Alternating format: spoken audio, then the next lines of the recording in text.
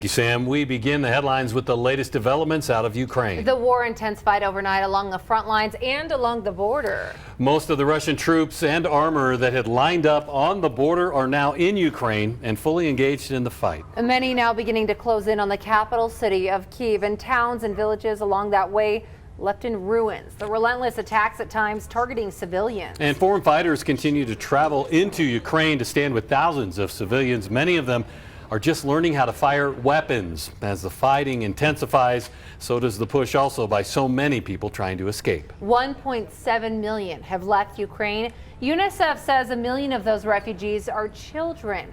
10-year-old Anna Marie left everything she knew, her friends, toys, and life in Kharkiv.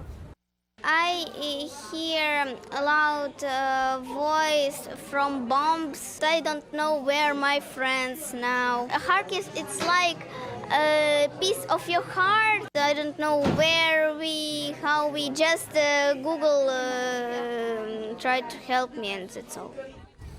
Yeah, she, like so many, are unsure of where they are, or more importantly, where they're heading. Ukraine's president no longer in an unknown location as Volodymyr Zelensky spoke to the public from his office in Kyiv yesterday. It's the first time since the invasion that he's done this. He spoke about the courage and dignity of the Ukrainian people and declared that he would not leave his country. A third round of talks between Russia and Ukraine in Belarus ended yesterday without a breakthrough, but some progress was made on arranging ceasefires and evacuation routes. President Zelensky saying that he will continue negotiations until there is peace. We will keep on talking and urging for further negotiations until we'll find the way to tell our people this is how we are going to reach a peace. Zelensky is scheduled to speak to the British House of Commons virtually today, and the Speaker of the House of Commons granted that request, even though formal parliamentary business will be suspended for it. And President Zelensky also rejecting some Russian proposed routes to evacuate Ukrainian citizens. Zelensky saying the proposed routes would send his citizens into what he described as occupied territory in Russia and Belarus.